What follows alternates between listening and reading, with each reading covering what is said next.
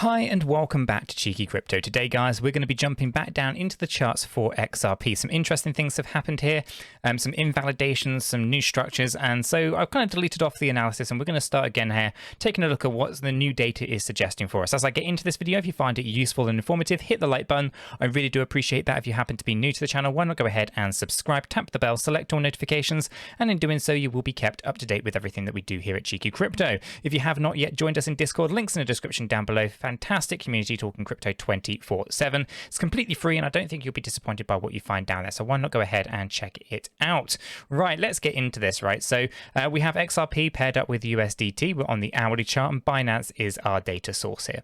As I said, we kind of deleted off everything that happened after this fifth wave low, so I'll just quickly zoom on out here so you can see this.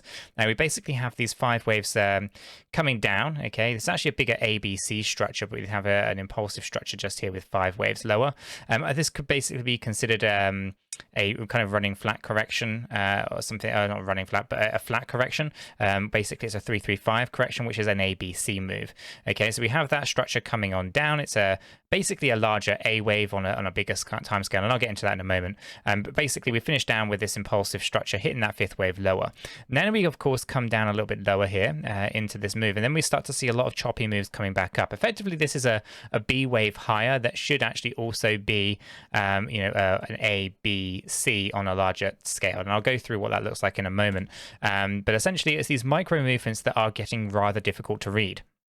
Whereas we had thought we were moving up into an impulsive structure here, but failed to hit a fifth wave high, got reversed, which was also an impulsive structure, then reversed back up again, going into an impulsive structure that then also actually finished that five waves move up, and then we're pulling back down again. Then what's really unclear about this is the structure of what we're looking at, right? Because what we've got is quite a clear move right here. We have 1, 2, 3, 4 and 5, and we know that this was also right down here. This happened very, very quickly, down and then straight up. Right, so we have five waves, and the five waves has been throwing me a little bit. It's been throwing me because it doesn't make sense where it sits. Okay, we've either got five waves going up here with three waves down and then another five waves going up, which was looking around here yesterday. We were looking to get. Okay, well, we're going to come move up, then pull down and have five waves, and we should have actually targeted around that 80-cent range, right? That was kind of the target that we were looking for, and we were going up here. Then, of course, the market completely did a 180 on us and pulled back down.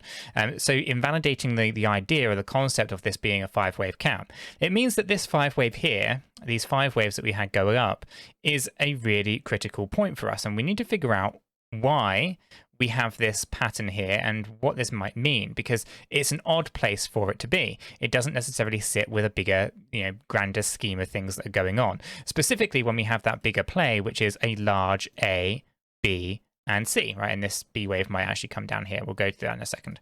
And then a C wave that comes up, right? So what's odd about this is we're in this corrective state, and on the daily chart, and we're trying to make sense of these sub-wave counts, and they should make sense to us. Essentially, what we have got here is a large A, this being our B, and we're coming down into a C wave. The C wave 1-to-1 ratio, by the way, guys, is 71.39 cent. Okay, so that's the area that we were looking for. So a little bit more room to go down before we start to see a C wave go up for XRP. But what doesn't make sense is if we're in a B wave, why this B wave has five waves, right? And that doesn't make a lot of sense. There are very little corrections that I can think of where they would have five waves in the B wave move. Okay, normally they're at the beginning or the end. They're not in the middle. So it kind of throws things off a little bit, and it just makes me wonder what's actually going on here. Have I miscalculated something, or are we on a different pattern? And I've been staring at this chart for quite some time, and I just cannot see anything other than this large ABC correction going up on the daily and this ABC structure coming down into this B wave. So there's five waves here that I just cannot place, and I'm going to have to kind of leave it there for another couple of days or so until I have enough data to maybe make sense of what these five waves actually mean, because right now it doesn't make a lot of sense to me. But if you can see it, maybe just drop down in the comments below. What am I missing here? What is it that I'm not quite seeing inside this XRP chart right now?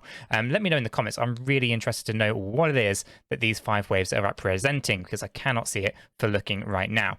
Unless, of course, we're in some kind of running flat correction, which is a possibility, but I just can't quite see that either. But anyway, nonetheless, I'm going to leave that there on this hourly chart. There's definitely a little bit more room to go down, and then we should be looking at some kind of move to the upside, right? So regardless of the waves, we can see here on the larger scale that we should be tracking up, and we can also see on the 4-hourly chart that we're pulling back down towards 71.39. The stochastic RSI is about halfway through on the hourly chart, so there is room to come down here as well. On the 4-hourly chart though, guys, we're actually already in the oversold position, so we're looking primed for a bit of a reversal, and again, this ties in with a nice move up in line with our larger C wave. Okay, so what I'm going to do is I'm going to just remove some of the noise here, and then I'm going to shoot on up into our daily chart. Okay, so this hasn't really changed. Our daily chart is very consistent over what we are looking for. We are basically tracking a big ABC down, right? We've got this A wave coming down, we've got the B wave bounce, which might actually take us a little bit higher yet, and then we'll end up with this C wave coming down lower. Now, if we were to estimate, let's just bring back into our hourly chart for a second and just make this a little bit bigger. Okay, so we're tracking up a little bit, and we're expecting this to be our low point. We're expecting 71.39 to be low because we have our measurements here. So we can take this fib measurement from the high of our A wave to this first wave down, which is also an ABC structure, and then we can go ahead and move this here. We can actually see 71.4, so I've clearly got that line just 1 point out of the way, so I'll just move that up. So 71.4 is the range that we're expecting this to kind of finish, right? And that's the move here of this move now going down, the ABC structure, right? So we're looking to finish there, and it's possible that actually we've already finished it, but I think the stochastic RSI could come down on this hourly chart, so we should be thinking, 71.4 in and around that area is most probable. Now, the higher move going further forward, if we take that anchor point of 71.4 into consideration, we take that high of A all the way down to where we had that fifth wave low, we take this over to 71.4, and we go ahead and put this on here, and we can see that the B wave could potentially go up to as high as 83.97.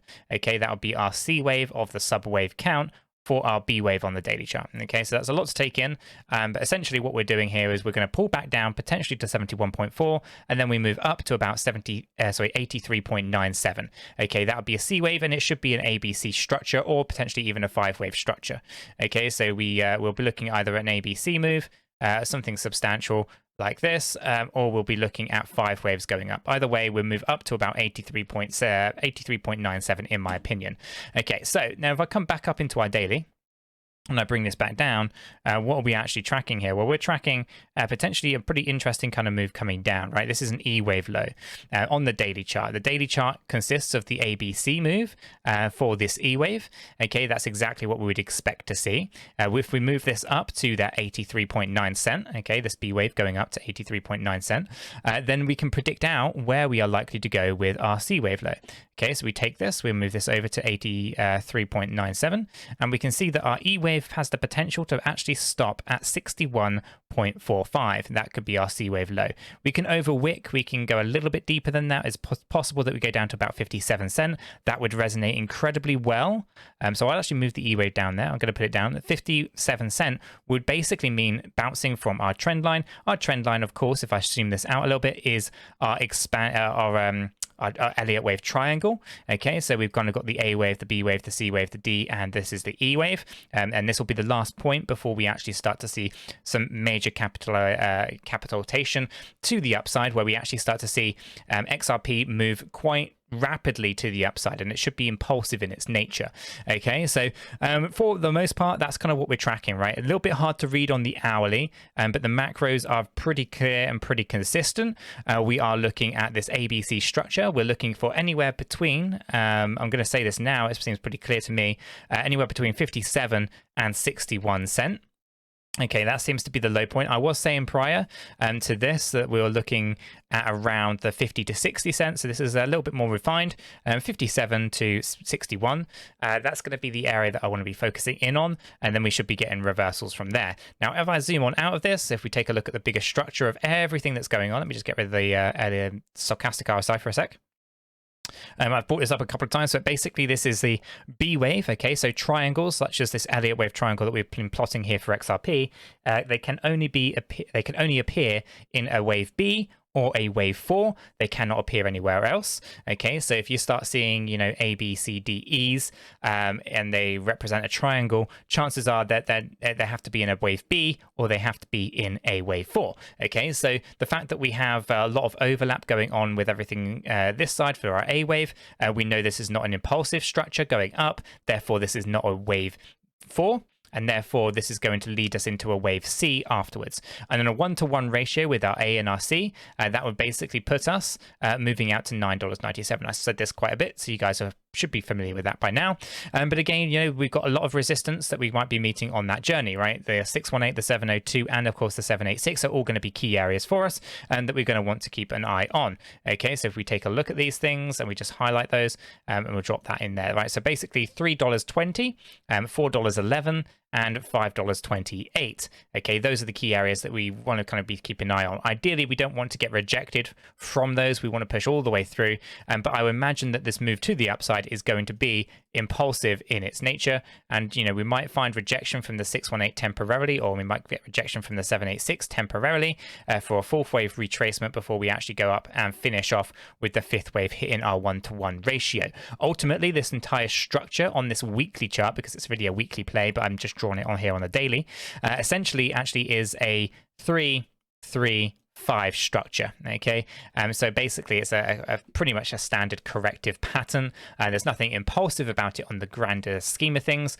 So I am expecting 5 waves at the end here, but it is also possible that it actually just ends up being a WXY, which is again is just actually not 5 waves at the end, but instead just an additional 3 waves. Either way, it doesn't change our end target. That's the same. The only thing that changes is basically how you get there, the path that you take to actually reach the target. That's the only thing that really matters or changes in that regard. But essentially, that's kind of what we're looking at for XRP. I'm not going to continue rambling on, but if you do find it useful, informative, hit a like button. I really do appreciate that. If you happen to be new to the channel, go ahead and subscribe, tap the bell, select all notifications, and in doing so, you will be kept up to date with everything that we do here at Cheeky Crypto. Join us in Discord. If I ever figure out what's going on with that hourly chart, I'm going to post it down there. So links in the description down below. Go ahead and check it out, guys. With all that said, done and out of the way, I hope everyone has a fantastic day, and I'll catch you all in the next one.